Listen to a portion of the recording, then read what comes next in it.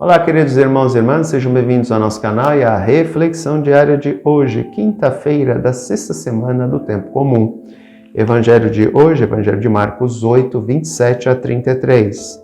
Naquele tempo, Jesus partiu com seus discípulos para os povoados de Cesareia de Filipe.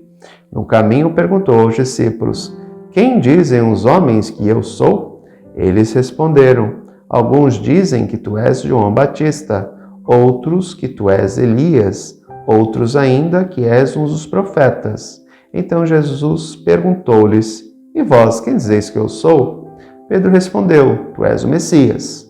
Jesus proibiu-lhe severamente de falar a alguém a seu respeito. Em seguida, começou a ensiná-los, dizendo que o Filho do Homem devia sofrer muito, ser rejeitado pelos anciãos, pelos sumos sacerdotes e doutores da lei, devia ser morto e ressuscitar depois de 3 dias. Ele dizia isso abertamente. Então Pedro tomou Jesus à parte e começou a repreendê-lo. Jesus voltou-se, olhou para os discípulos e repreendeu a Pedro, dizendo: "Vai para longe de mim, Satanás. Tu não pensas como Deus, e sim como os homens." Então, queridos irmãos e irmãs, esse texto eu já cansei de explicar para vocês, mas vamos explicar novamente. Pode ser que alguém aí esteja vendo ou entrando em contato com ele pela primeira vez.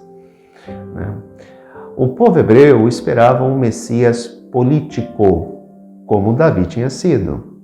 Lembremos que a profecia se pautava no descendente de Davi. O Messias seria descendente de Davi e realizaria os prodígios e sinais que Davi realizou.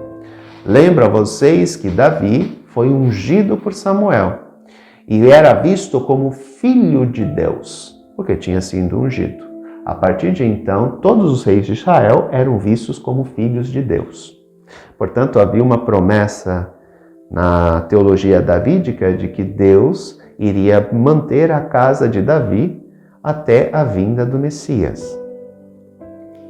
Portanto, se esperava um Messias político, como Davi foi. Davi foi um guerreiro, um general, que se tornou rei e que conseguiu unificar e criar o Estado de Israel.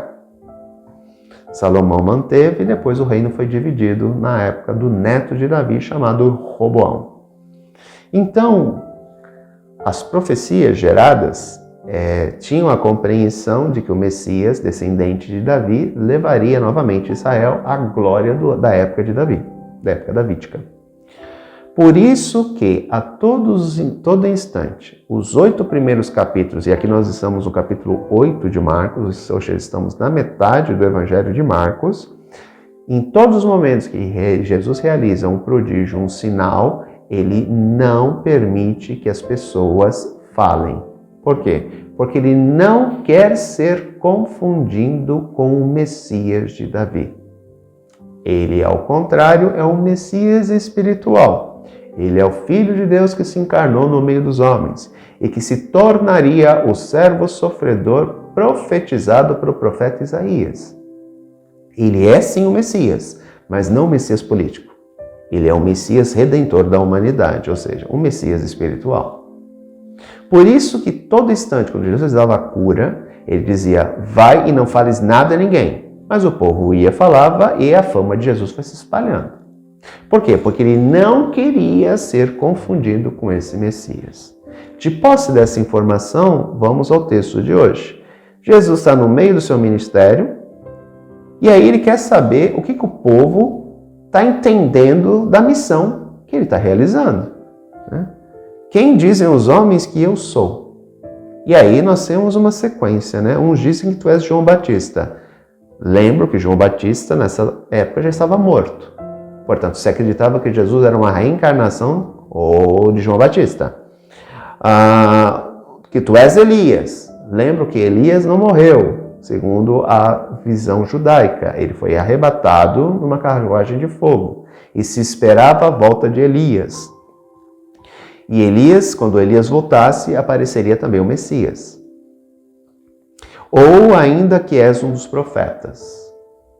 Ou seja, tu és um homem de Deus, isso é fato, porque ninguém realiza os sinais que tu realizas. E aí Jesus pergunta, e vós, quem dizeis que eu sou? Pedro, movido pelo ímpeto, acreditando que Jesus é o Messias de Davi, e aqui não sejamos inocentes, os discípulos viram em Jesus os requisitos para se tornar Messias e, consequentemente, se tornar rei. Por isso que eles abandonaram casa, trabalho, família, tudo para seguir Jesus. Porque se Jesus fosse um Messias político e subisse no trono, eles também seriam beneficiados. Eles iriam reinar junto com Jesus. Jesus, entendendo que Pedro, movido pela ação do Espírito, compreendeu quem ele é, aqui o texto de Marcos é mais enxuto, o texto de Mateus é mais completo. Já fala logo, ele já começa a falar que ele vai para Jerusalém, que ele vai morrer, porque na visão dele, os discípulos compreenderam quem ele é. E o Messias, segundo Isaías, vai morrer pelo povo. Ele é o servo sofredor, ele dá a vida pela salvação do povo. E aí Pedro chama Jesus à parte e diz, que história é essa que tu vai morrer?